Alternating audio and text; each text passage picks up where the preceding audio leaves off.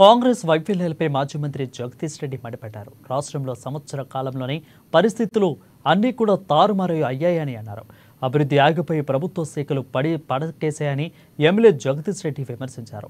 తెలంగాణలో పోలీస్ శాఖ ఒక్కటే ప్రశ్నించే గొంతుకును అణిచివేసేందుకు అన్ని ప్రయత్నాలు పనిచేస్తుందని అన్నారు. ఇక స్కూళ్లలో పిల్లలు చనిపోతున్నారని, దవాఖానలలో మందులు అందుబాటులో లేక డాక్టర్లు బయట నుంచి తెచ్చి వైద్యం చేస్తున్నారని అన్నారు. రాష్ట్రంలో కట్టించే శాఖ చాడలేదు కానీ కూలగొట్టే శాఖ మాత్రం ఉందని ఎద్దేవా చేశారు. ఇక నేటి వరకు వడ్లు, పత్తి కొనుగోలు చేయకపోవడం వెనుక పెద్ద కుట్ర దాగి ఉందని అన్నారు. 100 కోట్ల రూపాయల కుంభకోణం ఉందని, ఇక అది బయట పెడతామని అన్నారు. రాష్ట్ర ప్రభుత్వం వెంటనే రంగంలోకి దిగి కొనుగోలు జరపాలని డిమాండ్ చేశారు.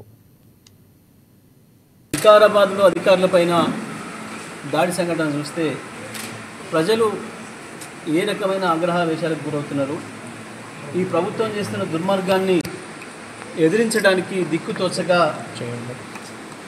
వాళ్ళు కాపాడుకోవడం కొరకు ఆత్మరక్షణ దాడి చేసే పరిస్థితికి ఇవాళ రైతాంగం వచ్చింది అని అంటే ఈ ప్రభుత్వం యొక్క పరిస్థితికి, ఈ ప్రభుత్వం యొక్క పరిపాలన విధానానికి నిదర్శనం ఇది. ప్రజలెవరు కూడా అధికారుల మీద దాడి చేయడం సరైనది కాదు, దాడి చేయాలని కూడా ఎవరు అనుకోరు. కానీ ఎన్ని విజ్ఞప్తులు చేసినా ఈ ప్రభుత్వానికి చెవులు వినపడతలేవు, కళ్ళు కనపడతలేవు. మూర్ఖంగా ప్రవర్తిస్తుంది. కేవలం పోలీసులు అడ్డం పెట్టుకొని రాజ్యం చేయొచ్చనే పద్ధతుల్లో ప్రవర్తిస్తుంది. అటువంటి పరిస్థితులలో అక్కడ గిరిజన రైతాంగం తిరుగుబాటు చేసే దశకు వచ్చిండ్రు. ఈ పరిస్థితి రావడానికి ప్రభుత్వమే కారణం తప్ప ప్రజలు కాదు.